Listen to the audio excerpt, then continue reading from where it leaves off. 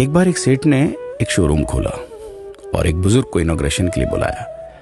उद्घाटन के बाद जैसा कि होता है कि शोरूम के मालिक ने उन बुजुर्ग की बड़ी इज्जत की।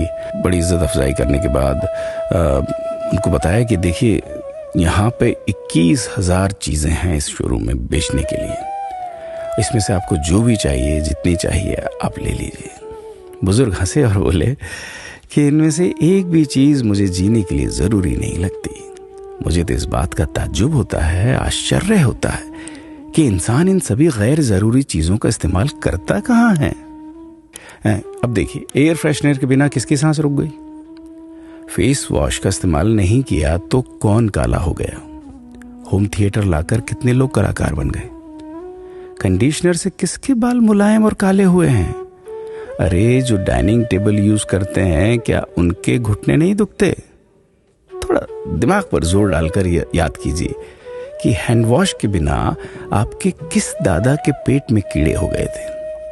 अगर हम डीओ मारकर निकलते हैं तो क्या लोग हमें सूंघने आते हैं? एक्चुअल में तो हम सभी इस प्रकृति को चुनौती दे रहे हैं, वरना बुगला जो होता है वो शैम्पू से नहाता है क्या? मोर अपने रंगों को संवारने या बचाने के लिए कौन सा कंडीशनर या फेस वॉश इस्तेमाल करता है? कभी किसी बिल्ली को मोतियाबिंद होता देखा है? किसी खरगोश के बाल कभी गिरते हुए या सफेद होते हुए देखे हैं? इनहेलर या बाम के बिना भी कुत्ते के सूंघने की क्षमता उतनी ही तेज है। मधुमक्खी का शुगर लेवल बिना दवाई के भी कंट्रोल में ही है। अलार्म के बिना भी मुर्गा रोज उठकर बांग देता है। दरअसल इंसान पैसा खर्च करके दुखी होने की चीजें खुद ही खरीदता रहता है।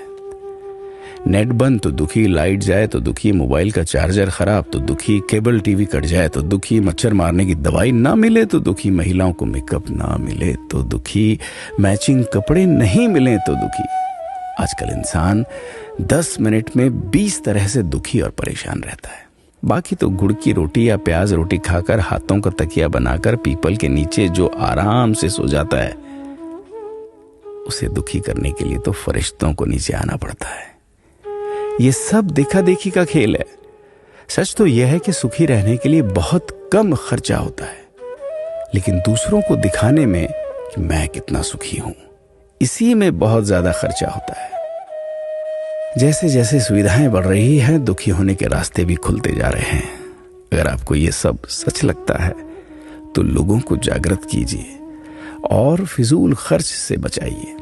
दोस्तों, खुद सुखी होने के लिए खर्च कीजिए, दूसरों को दिखाने के लिए नहीं। हाँ, लेकिन अपना ख्याल रखिएगा।